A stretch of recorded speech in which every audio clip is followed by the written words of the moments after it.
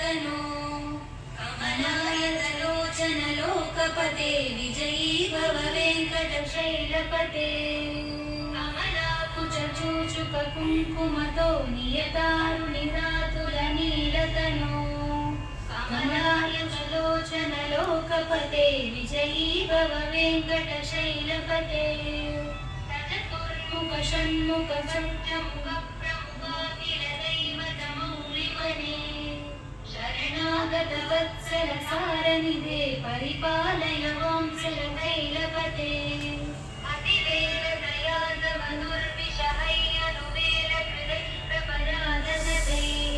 हरितं त्वरितं वृषशैलपते पदयात्रमया परिपाहि हरे अतिवेङ्कटशैलमुदारमते जनता विमतादिगताररतान् परदेवतया गदितानि गमयि कमलादयितातमरं कलये करवेणुरवावसतोपवतु शतकोटिवृतात्मरकोटिसमानि प्रतिवल्लविका विमदातु वरात्मसुदेव सुनानपरं कलये अभिराम गुणाकरदासरते जगदेक जनुद्धरति रमते रघुनायक राम रमेश विभो वरदोपवदेव दयादरते अवनीतनया कमनीयकरं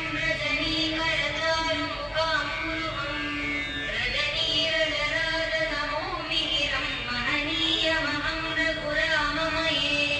सुमुखं सुहृदं सुलभं सुखदं स्वनुजं च सुखाय ममोघचरम्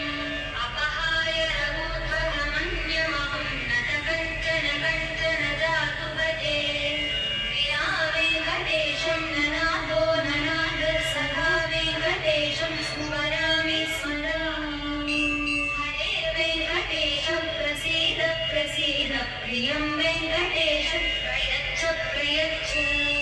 प्रिया वेङ्कटेशं ननाथो ननाथ सखा वेङ्कटेशं स्मरामि स्मरामि हरे वेङ्कटेश प्रसीद प्रसीद प्रियं वेङ्कटेश प्रयच्छ प्रयच्छ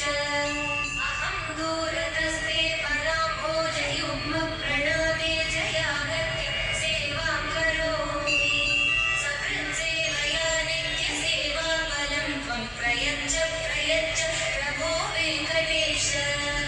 अज्ञानिना मया दोषानशेषान् विहितान् हरे क्षमस्व त्वं शेषशैलशिखामणे